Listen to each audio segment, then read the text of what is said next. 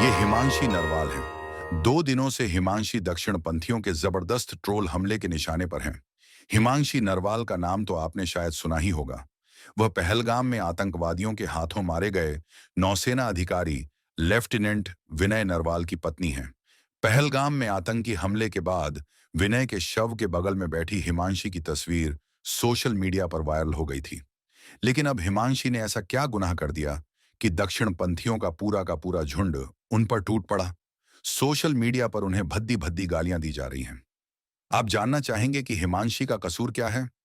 हिमांशी का कसूर सिर्फ इतना है कि पहलगाम हादसे पर बात करते हुए उन्होंने यह बात कह दी कि हम नहीं चाहते कि लोग कश्मीरियों और मुसलमानों के खिलाफ हो जाएं। हम शांति और सिर्फ शांति चाहते हैं। हाँ, मैं न्याय भी जरूर चाहती हूँ। बस इसी बात पर दक्षिणपंथी गुस्से से आग बबूला हो गए। ये बातें हिमांशी ने अपने दिवंगत पति की याद में आयोजित किए गए एक रक्तदान शिविर के दौरान कही। हिमांशी और विनय शादी के तुरंत बाद हनीमून के लिए कश्मीर गए थे। इस हमले में 26 लोग मारे गए, जिनमें ज्यादातर पर्यटक थे। मृत्यु के 10 दिन बाद ही लेफ्टिनेंट विनय नरवाल का 27वां जन्मदिन था। उनके इस जन्मदिन पर उनकी याद में रक्तदान शिविर आयोजित किया गया था।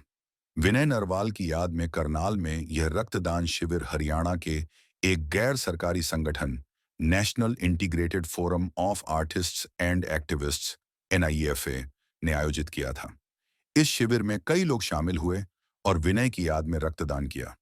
विनय की बहन सृष्टि ने शिविर में आए लोगों का आभार जताया। उन्होंने बताया कि कई लोग दूर दूर से आए थे। कुछ लोग बेंगलुरु से हवाई यात्रा करके पहुंचे तो कई दिल्ली से आए। सृष्टि ने कहा कि लोगों ने इस आयोजन में उत्साहपूर्वक हिस्सा लिया और सरकार ने भी परिवार की मदद की। शिविर में मौजूद लोगों ने विनय के बलिदान को याद किया। NIEFA के अध्यक्ष प्रीतपाल सिंह पन्नू ने कहा कि एक युवा जो देश की सेवा के लिए समर्पित था, उसे आतंकवाद ने छीन लिया। उन्होंने कहा कि विनय ने देश की रक्षा के लिए अपनी जान दी और आज लोग उनकी याद में रक्तदान करके दूसरों की जान बचा रहे हैं। एक रक्तदाता ने कहा कि देश हमेशा विनय के बलिदान का ऋणी रहेगा। उन्होंने कहा कि रक्तदान से वे श्रद्धांजलि दे सकते हैं, लेकिन विनय की कमी कोई पूरी नहीं कर सकता। इस रक्तदान शिविर में कई पत्रकार भी पहुंचे थे। वहीं पत्रकारों से बात करते हुए हिमांशी ने शांति की अपील की।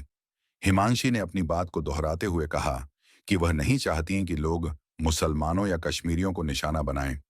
उनकी अपील थी कि समाज में शांति बनी रहे। उन्होंने यह भी कहा कि विनय जहां भी हों खुश रहें।